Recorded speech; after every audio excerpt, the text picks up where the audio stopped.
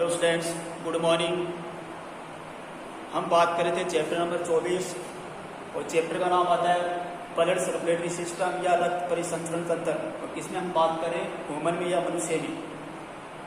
तो इस चैप्टर में अब तक हमने क्या क्या पढ़ा है। परिसंचरण तंत्र की परिभाषा हमने पढ़ी है। परिसंचरण तंत्र 2 प्रकार का होता है, ये भी हमने पढ़ा है। उनके बाद में हमने ब्लड के बारे में बात की थी या रक्त के बारे में हमने बात की थी कि ब्लड का कलर कैसा होता है, ब्लड किनसे मिलकर बना हुआ होता है या ब्लड का क्या संगठन होता है। तो ब्लड के संगठन में हमने एक तो हमने प्लाज्मा पढ़ी थी। प्लाज्मा में भी हमने बताया था कि 55% क्या होती है, ब्लड प्लाज्मा होती है ब्लड में।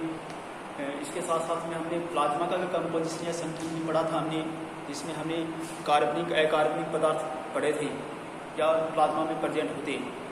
इनके बाद में हमने ब्लड कार्पासोस या रक्त कणिकाएं बात की थी। रक्त कणिकाओं में हमने 3 कणिकाएं पढ़ी थी, आरबीसी, डब्ल्यूबीसी एंड प्लेटलेट्स या बिम्बाणु।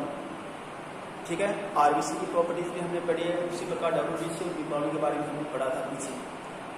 आज अपना जो नेक्स्ट टॉपिक आता है, इनके साथ में हमने वो ब्लड के फंक्शंस भी हमने पढ़े थे, 11 फंक्शंस पढ़े थे ब्लड की। आज हम बात करेंगे ब्लड ग्रुप के बारे में। नेक्स्ट टॉपिक रहेगा अपना ब्लड ग्रुप। ब्लड ग्रुप को हिंदी में क्या बोलते हैं, रक्त समूह है। ठीक है, तो जब हम ब्लड ग्रुप की अगर हम बात करते हैं तो सभी जो हम यहाँ पे मोस्टली हम बात करेंगे मनुष्य जाति के बारे में। मनुष्य के बारे में हम बात करेंगे तो सभी मनुष्यों का जो ब्लड ग्रुप है वो एक समान नहीं होता है, अलग अलग ब्लड ग्रुप होता है।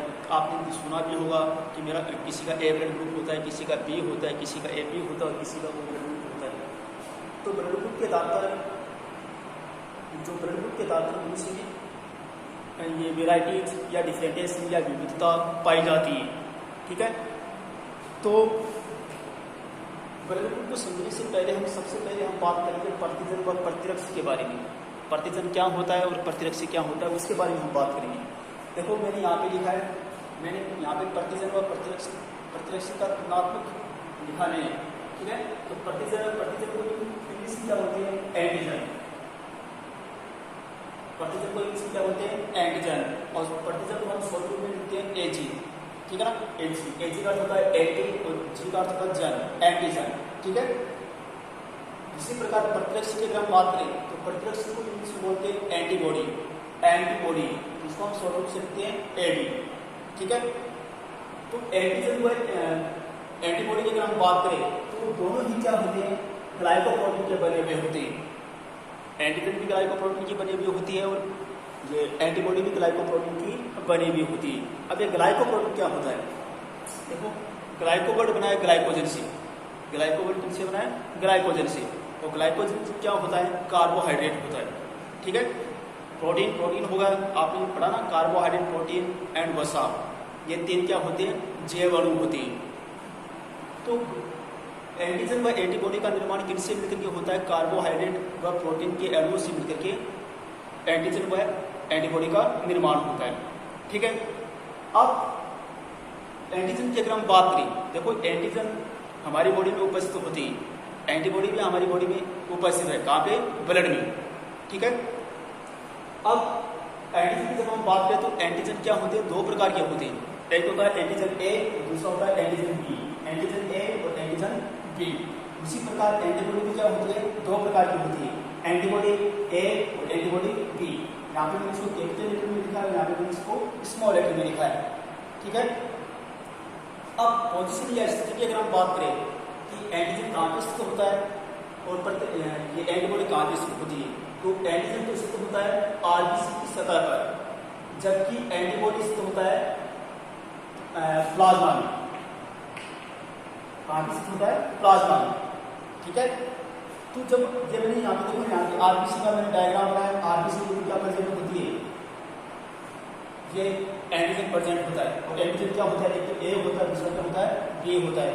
उसी प्रकार WBC से लेकर हम बात करें तो WBC की क्या प्रेजेंट होती है, एंटीबॉडी प्रेजेंट होती है। और एंटीबॉडी क्या है, 2 प्रकार होंगे, एंटीबॉडी A और एंटीबॉडी B। तो ये 2 थे एंटीजन व एंटीबॉडी, या प्रतिरक्षी या प्रतिजन। वैसे प्रतिजन क्या होता है, प्रतिजन का अर्थ होता है कोई बाह्य पदार्थ जो हमारी बॉडी में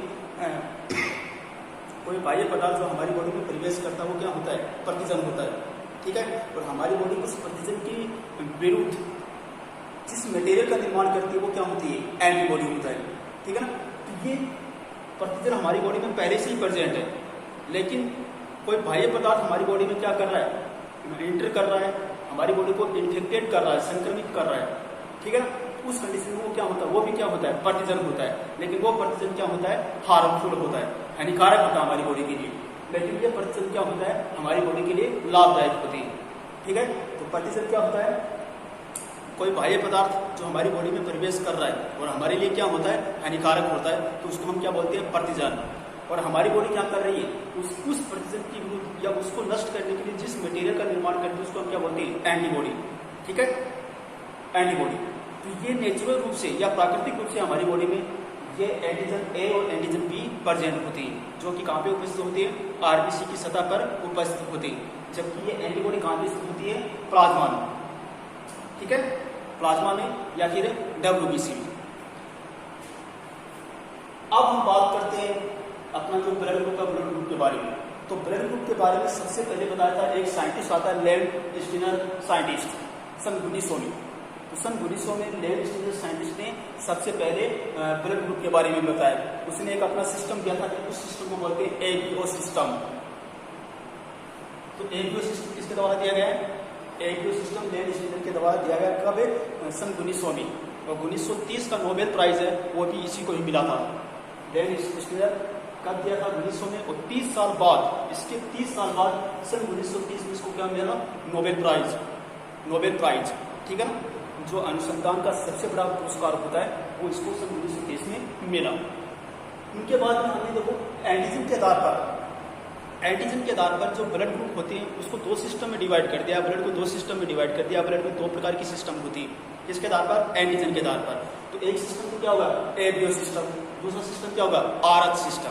तो इस लेक्चर में सिर्फ हम एबीओ सिस्टम के बारे में ही बात करेंगे, एबीओ सिस्टम के बारे में, ठीक है। एबीओ सिस्टम दिया गया किसके द्वारा, लेड स्टीनर के द्वारा, ठीक है। इसी प्रकार जब हम आरएच सिस्टम के बारे में बात करेंगे तो वो भी लेड स्टीनर एंड वीनर के द्वारा दिया गया। ये सिस्टम किसके द्वारा दिया गया है, वीनर, और प्लस में क्या है, लेड स्टीनर। ये दो साइंटिस्ट ने मिलकर कौन सा सिस्टम दिया था, आरएच सिस्टम, सन 1940 में दिया था। ये सिस्टम दिया गया था सन 1940 में, और ये सिस्टम कब दिया गया है, 1900 में, ठीक है ना। तो ब्लड में दो प्रकार की सिस्टम होती है, एक होगा एबीओ सिस्टम, दूसरा क्या होगा, आरएच सिस्टम। एबीओ सिस्टम दिया गया है लेड स्टीनर के द्वारा सन 1900 में, और ये आरएच सिस्टम दिया गया है सन 1940 में, लेड स्टीनर हुआ है वीनर के द्वारा, ठीक है।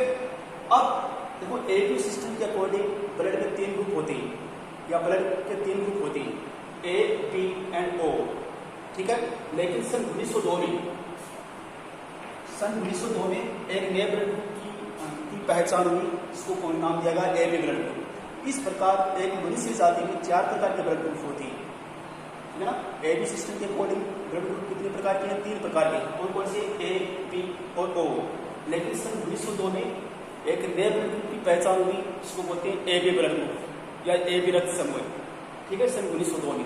तो इस प्रकार ब्लड ग्रुप कितने प्रकार के हो गए, 4 प्रकार के हो गए। अब ये ब्लड ग्रुप पे किस प्रकार से बनाए गए, या ब्लड ग्रुप का या रक्त समूह का निर्धारण कौन करता है, एंटीजन करता है। और एंटीजन कहाँ पे स्थित होता है, आरबीसी की सतह पर, ठीक है ना। आपको ध्यान रखना है, एंटीजन को हिंदी में क्या बोलते हैं, प्रतिजन, एंटीबॉडी को हिंदी में क्या बोलते हैं, प्रतिरक्षी। तो ये जो आरबीसी पर जो एंटीजन प्रेजेंट होते हैं, कौन से एंटीजन प्रेजेंट है उसके आधार पर ब्लड ग्रुप का निर्धारण होता है। तो यहाँ पे सबसे पहले हम इसको एक टेबल के माध्यम से समझेंगे हम। तो सबसे पहले तो यहाँ पे मैंने पहला कॉलम तो क्या बनाया, क्रम संख्या, दूसरा कॉलम बनाया रक्त समूह है, तीसरा कॉलम है प्रतिजन। प्रतिजन को इंग्लिश में क्या बोलते हैं, प्रतिजन को इंग्लिश में क्या बोलते हैं, एंटीजन। ये हो गया प्रतिरक्षी, एंटीबॉडी, निम्न को रक्त दे सकता है। इस सोच के कि कोई मनुष्य जिसका ब्लड ग्रुप ओ है वो किसको ब्लड दे सकता है वो, ठीक है ना। उसके बारे में बात करेंगे, वो किनसे ब्लड ले सकता है उनके बारे में बात करेंगे। और तो अगर हम बात करें तो भारत की जो टोटल जनसंख्या है उसमें से उस ब्लड ग्रुप वाले कितने प्रतिशत लोग को पाए जाते हैं उसके बारे में।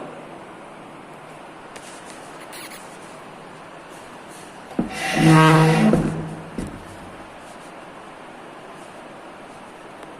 है। तो सबसे पहले तो होगा क्रम संख्या। तो क्रम संख्या में सबसे पहले हम ले रहे ब्लड ग्रुप ओ।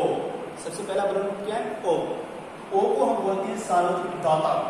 सार्वत्रिक दाता का अर्थ होता है यह सभी को ब्लड दे सकता है। यह ब्लड ए वाले को भी दे सकता है, बी वाले को भी दे सकता है, और ए बी वाले को भी दे सकता है, और ओ वाले को भी दे सकता है। तो सभी को ब्लड दे सकता है। इस वजह से क्या होगा? यूनिवर्सल डोनर या सार्वत्रिक दाता। सार्वत्रिक दाता की अगर हम बात करें या ब्लड ग्रुप ओ की अगर हम बात करें तो ब्लड ग्रुप ओ वाले में जो आरबीसी होती है उस आरबीसी पे कोई भी एंटीजन प्रेजेंट नहीं होता है।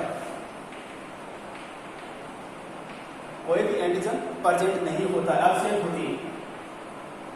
ठीक है ना।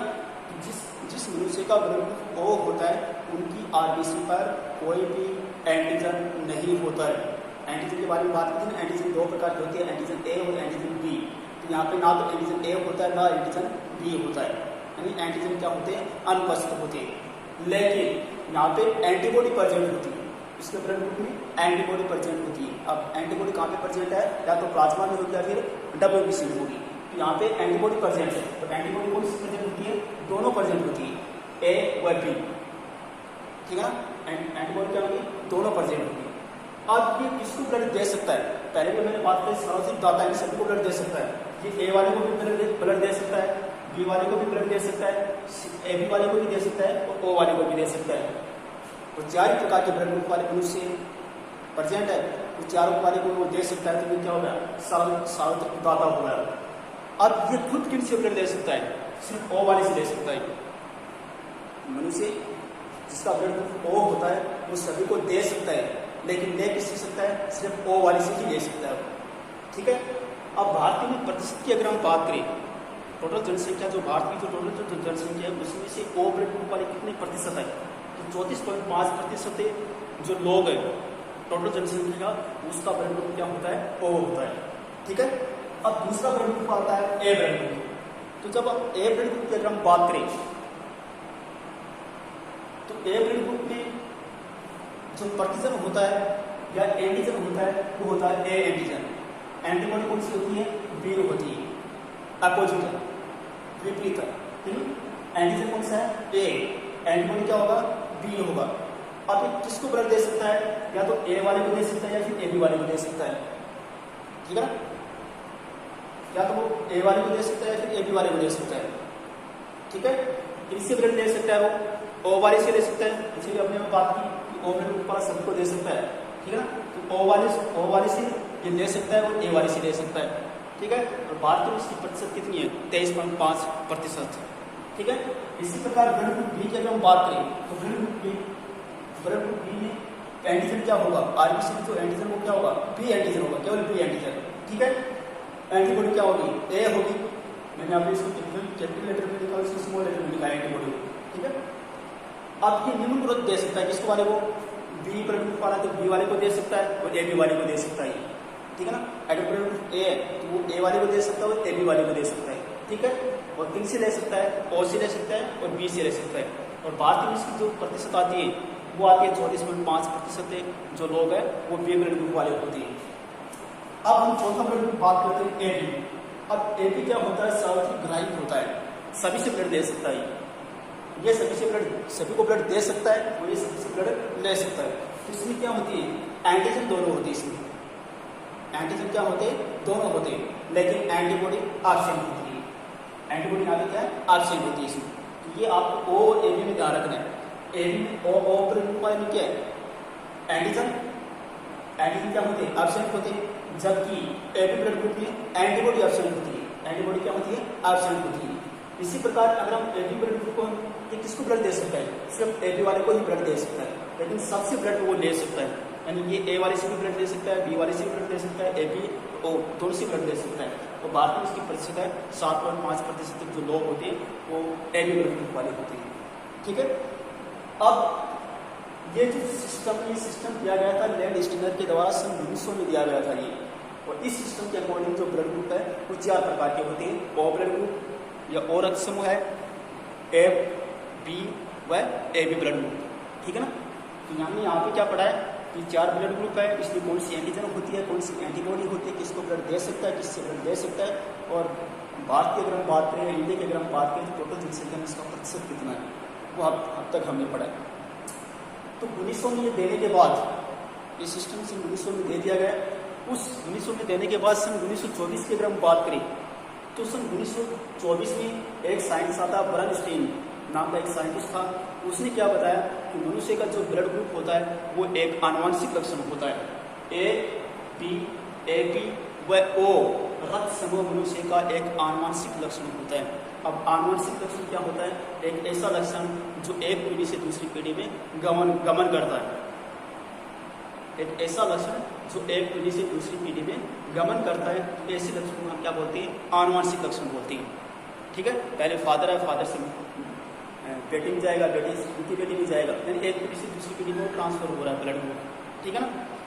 तो बर्नस्टीन ने बताया था कि जो ब्लड ग्रुप होते हैं उनके लिए मोस्टली 3 जीन रिस्पॉन्सिबल होती है। 3 जीन क्या होती है? रेस्पॉन्सिबल होती है, रेस्पॉन्सिबल होती है। जीन कौन कौन सी है? ब्लड ग्रुप ए, ये ब्लड ग्रुप बी, ये ब्लड ग्रुप ओ। तो ब्लड ग्रुप ए के लिए कौन सी जीन है? अल्फा ए जीन। अल्फा ए जीन रिस्पॉन्सिबल होती है, जिम्मेदार होती है। ब्लड ग्रुप बी के लिए अल्फा बी जीन रिस्पॉन्सिबल है, जिम्मेदार है, और ओ के लिए अल्फा ओ जीन रिस्पॉन्सिबल होती है। ये दोनों क्या जीन होती है? प्रभावी जीन। ये जीन होती है प्रभावी जीन, और ये जीन कौन सी जीन होती है? अप्रभावी जीन। ठीक है ना। ये जीन किसका निर्धारण करती है कि मनुष्य में ब्लड ग्रुप कौन सा होगा, इस बात का ये निर्धारण करती है कौन? ये जीन। तो ए ब्लड ग्रुप के लिए कौन सी जीन है?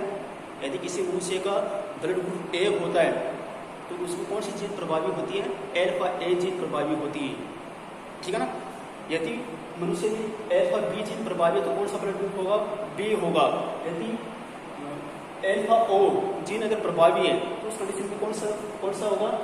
अल्फा ओ जीन प्रभावी होगी।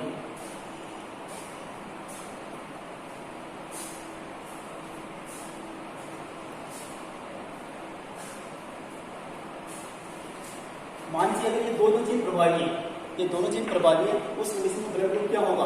ए बी होगा। ठीक है। ये दोनों अप्रभावी जीन है, उस कंडीशन में क्या कौन सा ब्लड ग्रुप है? O blood group.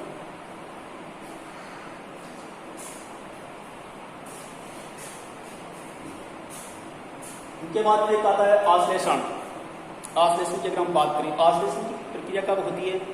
जब 2 असमान जो रक्त समूह वाले व्यक्ति को अगर ब्लड दे दिया जाए, मान लीजिए एक मनुष्य जिसका ब्लड ग्रुप ए है, दूसरा मनुष्य जिसका ब्लड ग्रुप क्या है? बी है। तो ए वाले ब्लड ग्रुप को अगर बी वाले ब्लड ग्रुप में अगर हम कर दें, ट्रांसप्लांट कर दें या उसको हम दे देते, तो उस कंडीशन में आश्लेषण, जो आश्लेषण है उनकी प्रक्रिया होती है, आश्लेषण या समूहन होता है। तो समूहन में क्या होता है? एजी यानी एंटीजन व एंटीबॉडी आपस में मिलकर एक गुच्छे का निर्माण करती है, तो वह प्रक्रिया क्या कहलाती है? आश्लेषण कहलाती है। तो जब भी एक मनुष्य को दूसरे मनुष्य को ब्लड चढ़ाया जाता है या ब्लड दिया जाता है, तो सबसे पहले ब्लड की टेस्टिंग होती है कि दोनों का ब्लड ग्रुप सेम है या नहीं। अगर सेम नहीं होता है तो उस कंडीशन में अगर हम ब्लड उसको दे देते, तो उस कंडीशन में कौन सी प्रक्रिया होती है? आश्लेषण की प्रक्रिया होती है। तो आश्लेषण में क्या होता है? एंटीजन व एंटीबॉडी आपस में मिलेंगे, उसमें आपस में गुच्छे का निर्माण होगा, जिसकी वजह से ब्लड का क्लॉट बनता है, और ब्लड का क्लॉट बनने से क्या होता है? उस व्यक्ति की मृत्यु हो जाती है।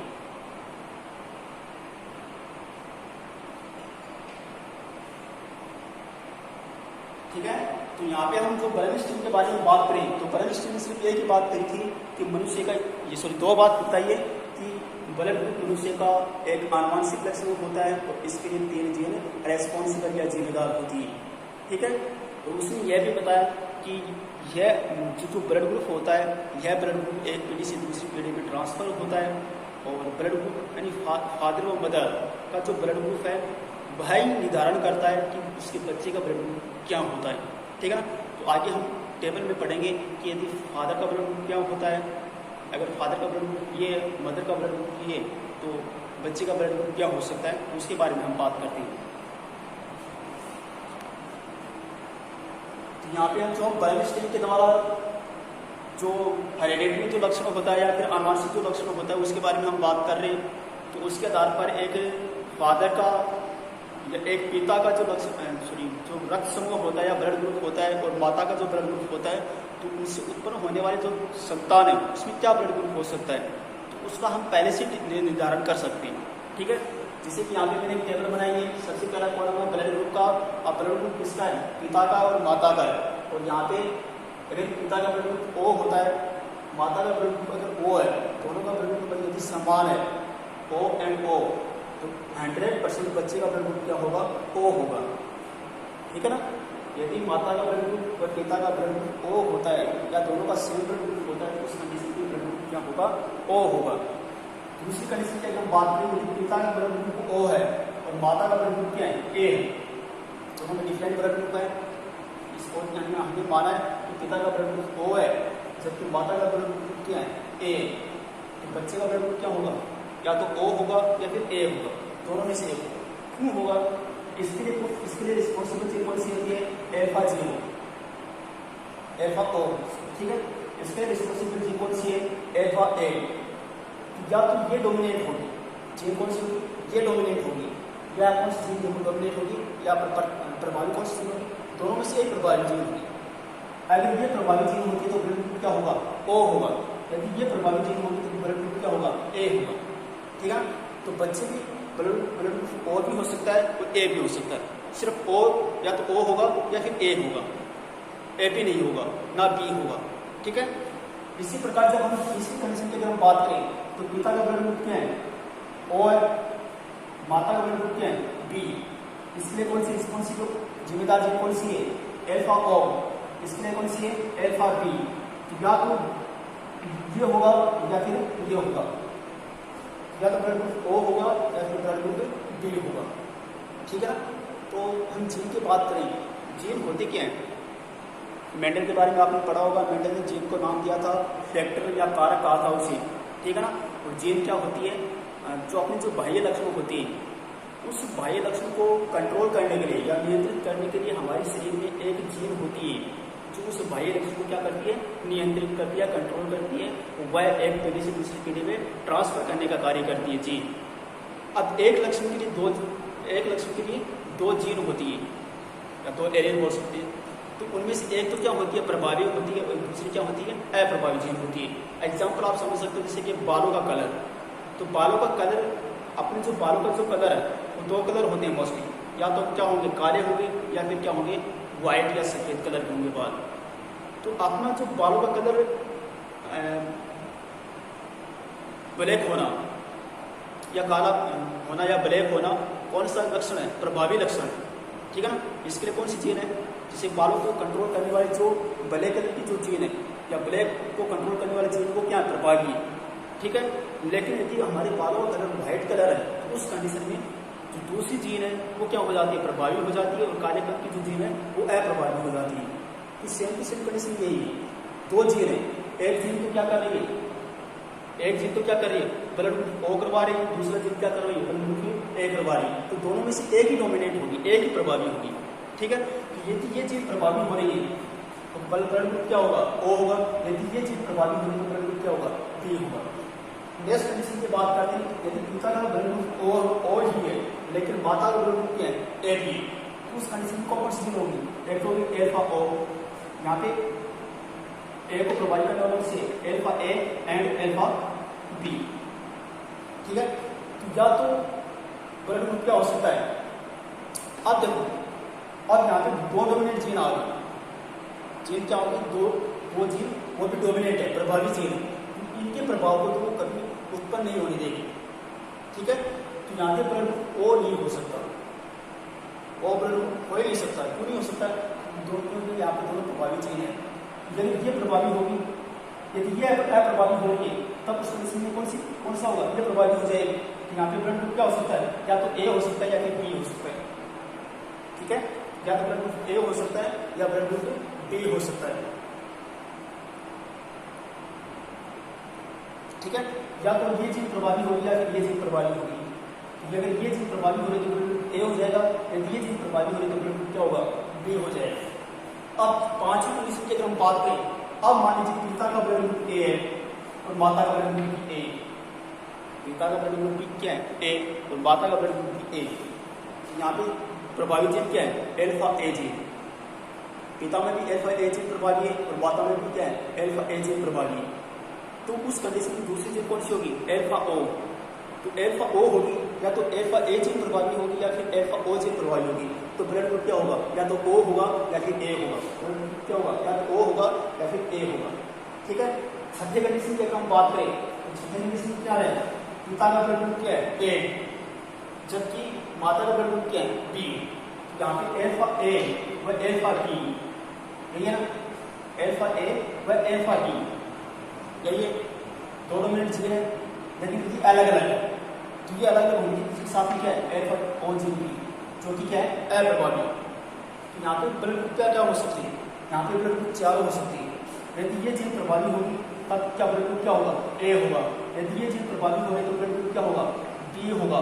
यदि ये दोनों जीन प्रभावी हो रही है तो ब्लड ग्रुप क्या हो जाएगा? ए बी हो जाएगा। तो यदि ये प्रभावी हो रही है और ये प्रभावी हो रही है तो कौन सा होगा?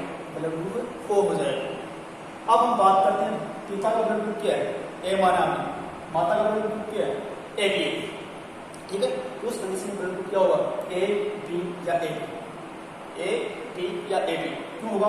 यहाँ पे अल्फा ए जीन है, यहाँ पे कौन सी? अल्फा ए व अल्फा बी जीन। या तो दोनों प्रभावी हो सकती है, या दोनों प्रभावी हो सकती है, या फिर ये प्रभावी हो सकती है। तो क्या होगा? ब्लड ग्रुप ए भी हो सकता है, बी भी होगा और ए बी भी होगा। उसी प्रकार जब हम ब्लड ग्रुप फादर का मान लें बी ब्लड ग्रुप है, मान लीजिए फादर का ब्लड ग्रुप क्या है? बी, जबकि माता का ब्लड ग्रुप क्या है? बी। दोनों का समान है, दोनों का समान होगा तब क्या होगा? या तो ब्लड ग्रुप ओ होगा या फिर ब्लड ग्रुप बी होगा। अब हम बात कर रहे हैं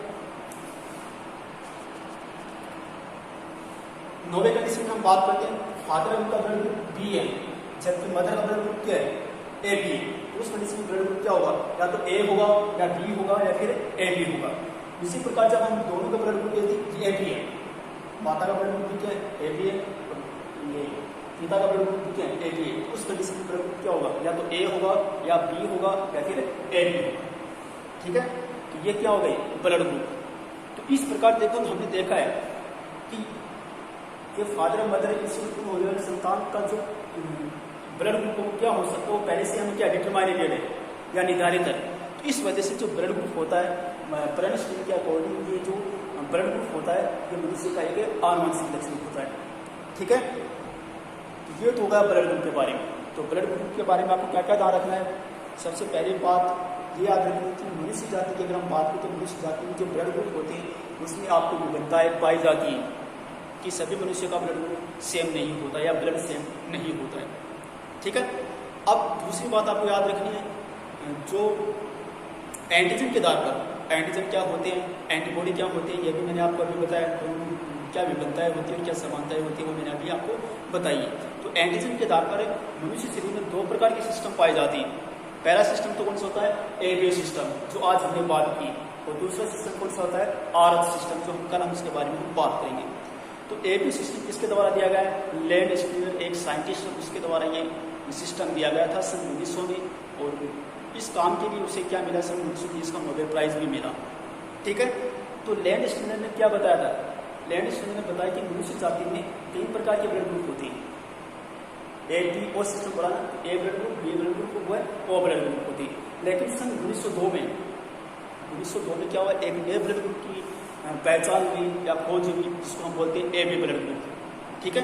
तो इस प्रकार पूरी मनुष्य जाति में आपको 4 प्रकार के ब्लड ग्रुप आपको देखने मिलेंगे, ए बी, ए बी व ओ ब्लड ग्रुप। ठीक है। अब इन चारों ब्लड ग्रुप में कौन से एंटीजन होंगे, कौन सी एंटीबॉडी होगी, किसको वो ब्लड दे सकता है, किनसे ले सकता है, टोटल जनसंख्या की अगर हम बात करें तो कितने प्रतिशत उससे ब्लड ग्रुप के लोग इंडिया में हैं, तो वो हमने एक टेबल के रूप में पढ़ा है। उनके बाद में एक नेक्स्ट साइंटिस्ट आता है, उसके बाद हमने एक आश्लेषण के बारे में पढ़ा है। आश्लेषण क्या होता है? यदि तो अगर दो मनुष्य की अगर हम बात करें, जैसे हम बात सकते हैं, हम जैसे ब्लड का ट्रांसप्लांटेशन करते हैं ना, तो हम ब्लड किसी दूसरे मनुष्य को क्या करते हैं? डोनेट करते हैं, दान देते हैं। ठीक है ना। तो दान देने से पहले क्या करते हैं? हम ब्लड को मैचिंग करवाते हैं कि ब्लड दोनों का ब्लड ग्रुप सेम है या नहीं। अगर सेम नहीं होता है और फिर भी अगर हम ब्लड को चढ़ा देते हैं उस मनुष्य में, तब उसकी क्या हो जाती है? डेथ हो जाती है, मृत्यु हो जाती है। ठीक है। क्यों हो जाती है, उनका रीज़न क्या होता है, क्योंकि उसकी जो एंटीजन वो एंटीबॉडी वो आपस में क्या करते हैं, गुच्छे का निर्माण करते हैं। तो उस प्रक्रिया को क्या बोलते हैं, ऑसिलेशन बोलते हैं। ठीक है। एडी सिस्टम के बाद में एक नया साइंटिस्ट आता है, ब्रन स्टील साइंटिस्ट। तो उसने क्या बताया कि ब्लड ग्रुप जो है वो क्या होते हैं, आनुवंशिक लक्षण होता है। ये मनुष्य का आनुवंशिक लक्षण होता है। क्यों होता है, क्योंकि इसके ये मोस्टली 3 चीज़ रिस्पॉन्सिबल होती हैं जो एक ब्लड ग्रुप को एक पीढ़ी से दूसरी पीढ़ी में ट्रांसफर करने का कार्य करती है। तो 3 जीन भी हमने पढ़ी, अल्फा ए जीन, अल्फा बी जीन और अल्फा ओ जीन। ठीक है। अब इस आनुवंशिक लक्षण को हम प्रूफ कैसे करेंगे, उसको एक टेबल के द्वारा हमें पहले से पता है। हमें पहले भी पता है कि पिता का ब्लड ग्रुप ये और माता का ब्लड ग्रुप ये, तो हम पहले बता सकते हैं कि इससे होने वाले बच्चे को कौन सा ब्लड ग्रुप होगा, ये हम पहले बता सकते हैं। ठीक है। ये हम उसे टेबल के द्वारा हमें समझा। ठीक है। नेक्स्ट क्लास में हम बात करेंगे आरएच सिस्टम के बारे में। Okay, thank you.